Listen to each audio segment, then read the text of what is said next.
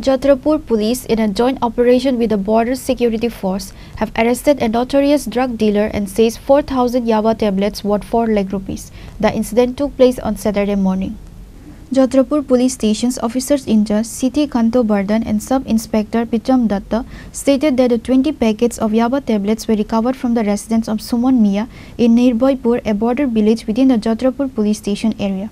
The joint search operation, which included BSF's 81 Battalion B Company, was a success according to the Jatrapur OC. A total of 10 to 12 police and BSF personnel were involved in the raid.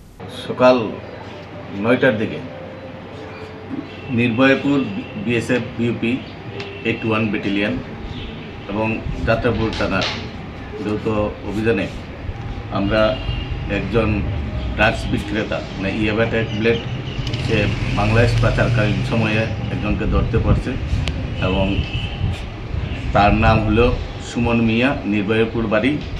তার কাছ থেকে প্রায় না total 4000 ইয়াবা tablet আমরা recovery করতে সক্ষম হয়েছি এবং এগুলা ওই নির্ভয়পুর বিওপি ক্যাম্পের অফিসার এগুলা সিজ করছে এবং আমাদেরকে একটা কমপ্লেন তার এগেস্টে দিছে।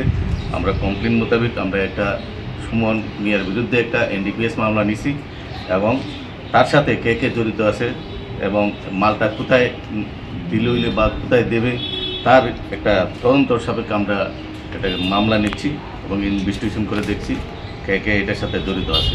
ধন্যবাদ।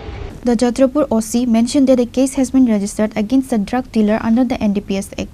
Suman Mia is scheduled to be presented in court on Sunday, August 10. Bureau Report, Chinikhona.